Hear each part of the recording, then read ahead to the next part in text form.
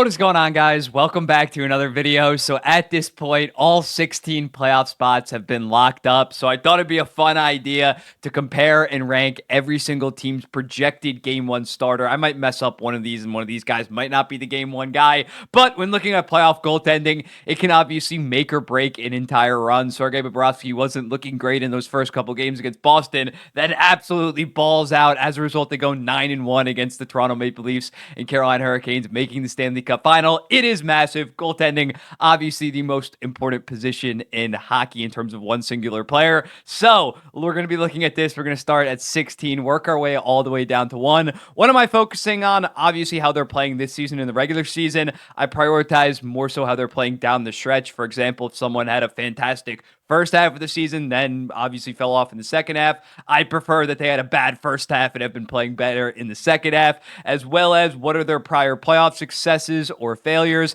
how have they played in prior regular seasons, just the overall body of work. I am going to be factoring it in. It's not just going to be directly who I think the most talented goaltenders are. It's not like my top 20 that I do once every 6 months. It's going to, playoff success is going to factor in a decent amount to this. So I have done this on Instagram. I did this like 2 weeks ago, but the list has changed. I did a top 10. If you're asking like, oh Mike, I already saw you do this, it's not going to be the exact same list. It will be somewhat similar, but looking at it at number 16, I have Ilya Samsonov of the Toronto Maple Leafs. So I swear I'm not being a Toronto Maple Leafs hater with this. He's just been far too inconsistent with the team. First 15 games, the dude has an .862 save percentage, gets sent down. They just have to like work on his mental game, just get some reps in. Comes back up, next 16 games has a .912. Looks like maybe he fixed it, but in the final 9 games, he did struggle with an .892. Good for an .890 on the season, and negative 8.1 goals saved above expected, which puts him in the bottom 10 in the entire NHL. Last year in the playoffs,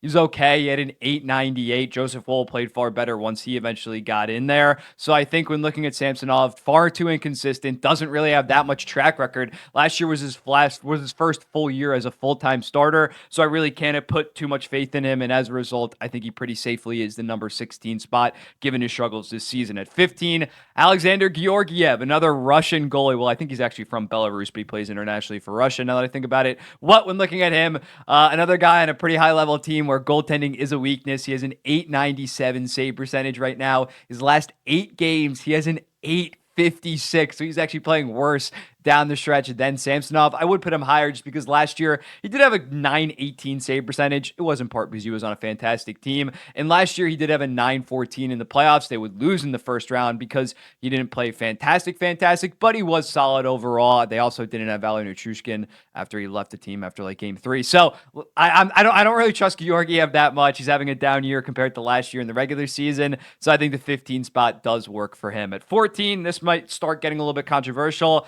I got Charlie Lindgren. When looking at Lindgren, he's played very good this season. Especially down the stretch in getting Washington that final wild card spot. It's just when looking at him, doesn't have a ton of experience in the regular season, or he's never played a single NHL playoff game in his entire career. He had a .911 in the .911 save percentage this year. It was the first season he played more than like 32 games in a year. So he's in a tough spot considering he's playing the New York Rangers. I don't expect him to ball out. I don't expect the Capitals to go that far. So I can't really put him too high on this list. At 13, I got Stuart Skinner. Now, when looking at him, you could maybe argue that you'd rather have Lindgren, who hasn't had any playoff experience, than Stuart Skinner, who got lit the hell up last year in the playoffs with an .883 save percentage in 12 games, was one of the primary reasons why they lost against Vegas Golden Knights.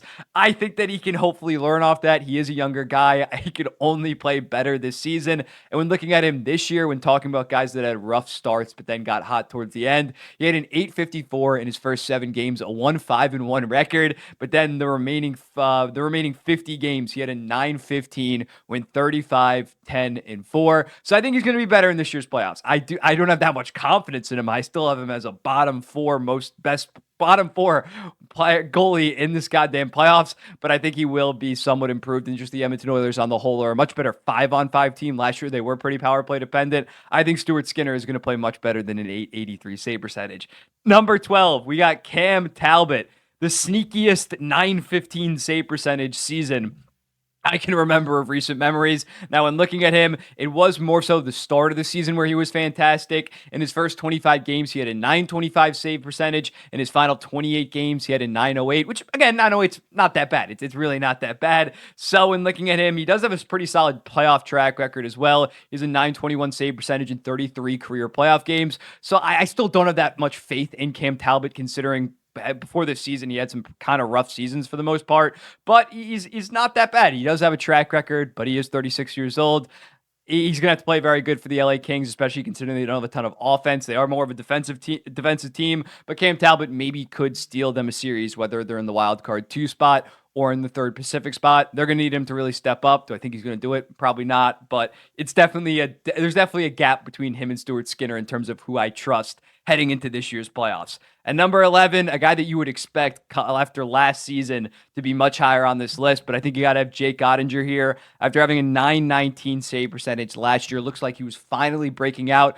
Didn't play fantastic in the playoffs, but the Dallas Stars did make the Western Conference Finals on top of him playing fantastic in 2022 in that series against the Calgary Flames out of his mind some games. This year has been pretty disappointing. He has a 904 save percentage on the second best team in the entire NHL. They've been fantastic, but not because of Jake Ottinger for the most part. So I think Jake Ottinger really needs to reestablish himself as one of the best goalies in this playoffs. And until I see that, I can't really put him much higher than number 11. At number 10, I got my boy Varley. I think he is going to get the start just because he's been playing so good down the stretch. He has a 917 save percentage on the season. Yes, he has been the backup, but when looking at his last 8 games that got the New York Islanders into the playoffs, he has a 7-1 record with a 935 save percentage. And with the New York Islanders back in 2020 when they made the Final Four back then, or no, it was the conference finals. And then 2021 when they made the Final Four, even though Shurkin played some of those games, he had a 922 save percentage in 34 games. So this guy does have a very solid playoff track record with the New York Islanders. So I think the fact that he's an experienced guy that is on a heater to finish the season has been playing very good. I do have some faith in him. Do I think he's going to pull off the upset against the Carolina Hurricanes?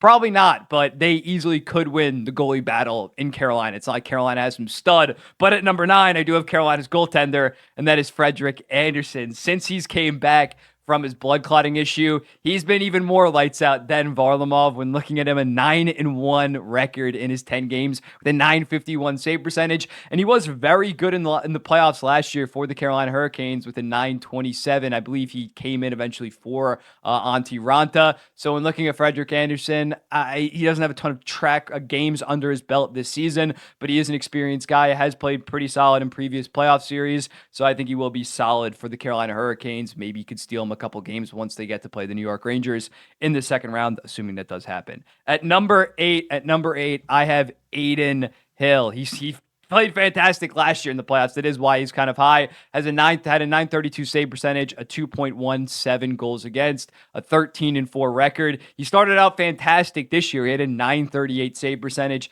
in his first 18 games, but in his final 16, he had an 877. I still trust him considering that playoff track record last year when he was fantastic. I don't think Vegas probably is as good, maybe even better than last year, considering all those deadline moves if they can come together. So in looking at Adin Hill, I had him like 2 spots or higher in my previous one that I did 2 weeks ago, but he has been struggling a bit down the stretch in this season, while some other guys have kind of risen. But Adin Hill, still a very good goaltender in his own right. At number 7, I have Linus Ullmark, Vezina winner last year with his insane 938 save percentage. Kind of shat the bed in the playoffs with an 896 save percentage, went 3-3 for the Boston Bruins until they eventually went to Jeremy Swayman in Game 7. So in looking at him, having another very solid regular season, a 915 save percentage in 40 games, but he has been playing very good down the stretch, and I think he is probably going to get Game 1 for the Boston Bruins, considering he has a 934 save percentage and a 6-3-1 record in his final 10 games, so he is playing hotter coming into these playoffs. I think he's going to redeem himself. I think he's going to play better than an 896 save percentage. I think he can give them 915, 920 goaltending, definitely against the Toronto Maple Leafs in the first round. At number 6, UC Saros. He had 3 straight regular seasons of being a legit top 5 goalie in the entire NHL. He had a 921 over those 3 years. Not quite the case this year. He has a 906 save percentage. He wasn't healthy in 2022 when they were in the playoffs. They ended up, I think they started Connor Ingram back then. Now that I think about it, they got absolutely dismantled by the Colorado Avalanche, obviously, who would go on to win the Stanley Cup. But in 2021, in their first round exit, he did have a 921 save percentage. So he does have some solid playoff experience. I still think this guy is being underrated, not having the best season, but has been playing better in the second half of the year. Still a very solid option for the Nashville Predators. And I think they could potentially upset someone as that wild card number one. Well, they're going to play the Vancouver Canucks. They can upset the Vancouver Canucks, even though Vancouver has a very good goalie as well. But UC Saros could ball out and steal them a series for Nashville. At number 5, speaking of the Vancouver Canucks, I have Thatcher Demko here. I had him a little bit lower in previous lists with this, but I think considering he did return and it looked fantastic against Calgary Flames, stopped 39 out of 40 shots, picked up exactly where he left off. He's been the second best goalie in hockey. And when looking at his playoff experience, there's not a lot, but in 2020, he started 3 games, played 4 total, and had a 985 save percentage back in the bubble. Again, very small sample size, but he at least proved that he can play in the playoffs. I think you got to have him top 5 here, but lacks the overall experience. And last year was a very up and down year for him, and he has only had 1 game of live action. I don't think he's going to play tomorrow. That'd be a little bit bold, but he lacks the overall playoff experience for me to have him maybe a little bit higher, but still fantastic goaltender for Thatcher Demko, second best goalie in the entire NHL this season. At number 4, some people are going to claim he should be number 1, maybe number 2. I have Andrei Vasileski. It's tough because he's been bad this year. He has a 900 save percentage, and even last year in the playoffs, he had an 875 against the Toronto Maple Leafs. He kind of got caved in. You definitely need to have him top 5. I'm not going to debate that, considering the prior 3 playoff runs that he had were so amazing. 930 save percentage across 71 games. But I can't put him that high, considering he hasn't looked the same goalie since he came back from his injury to start this season. And even last year, he wasn't that good in the playoffs. So I do have Andrei Vasilevskiy a little bit lower than some people maybe want me to have, but I think you're banking on nostalgia. He was good last year in the regular season, but he hasn't had a good playoff run in 2 years, which again, fantastic playoff runs. But I think you got to put some guys ahead of him based on what has happened in the last year and a half. Next up at number 3, I got another Russian goalie. I got Sergei Bobrovsky, insane last year in the East after game 5 of the first round against Boston on 11-1 record, 942 save percentage. Did kind of get lit up against the Vegas Golden Knights, but by then, Florida Panthers were just kind of outclassed for the most part. He's been a top 5 goalie in the entire NHL this season as well, compared to obviously Vasilevskiy we were talking about before. 915 save percentage in 58 games, kind of being a workhorse. So you stack on top. Last year, fantastic playoff run, and we thought maybe that's a fluke. No, Sergei Bobrovsky looks to be back. He could arguably be a Vezina finalist this year on such a good Florida Panthers team. I think he's going to have a very solid playoff run yet again. Number 2, Connor Hellebuyck, the presumptive Vezina winner. Obviously going to win the Vezina this year. I think it's kind of run away after Thatcher Demko went down. And even though last year he did get lit up a bit against the Vegas Golden Knights, they were just far outclassed. And beyond that, in 35 other career playoff games, he has a 920 save percentage. So yes, last year got kind of shat on, and he didn't play to the level that we expected. He had like an 880. He should have been better, don't get me wrong. But to say Connor Hellebuyck doesn't have a playoff track record at all is a misrepresentation of his overall career. So I think you win the Vezina, as well as besides last year when you were clearly just a wild card team that was up for slaughter. You got to have him number 2 when looking at this, maybe even number 1. I can't see you having him outside of the top 3. And then at number 1, controversially, I have Igor Shesterkin. Yes, as a New York Islanders fan, I'm willing to put Igor Shesterkin here when looking at him the last 3 regular seasons.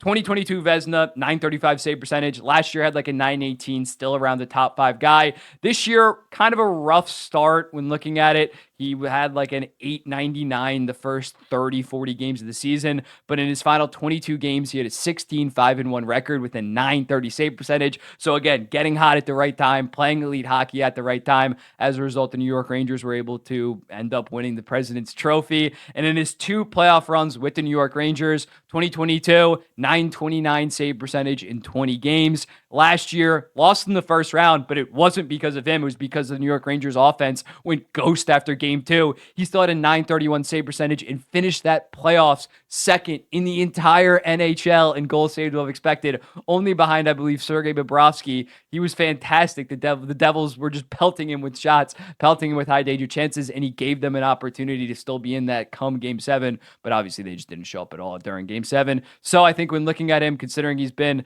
as a 920 over the last three regular seasons, as well as 930 in the last two playoff runs that he ended up going on. You got to have Igor Shesterkin here, considering he has that fantastic playoff in regular season track record compared to Hellebuck, who only really has the regular season. Last year, not that good in the playoffs. Vasileski has a good playoff track record, but not even last year. Igor Shesterkin is my number one, but let's run through it again. Igor, Hellebuck, Bobrovsky, Vasileski, Demko, Saros, Olmark, Hill, Anderson, Varley, Ottinger, Talbot, Skinner, Lindgren, Georgiev, Samsonov. Let me know in the comments, what do you think about this? I don't think that this is that hot take of a list. Maybe you can move up Demko some spots if you're solely relying on this season. If you're thinking about nostalgia, you can have Vasileski number one, and I kind of understand where you're coming from. But that's my list. Let me know in the comments. What do you think? What else of these playoff related videos do you want to see? And I'll be seeing the next one.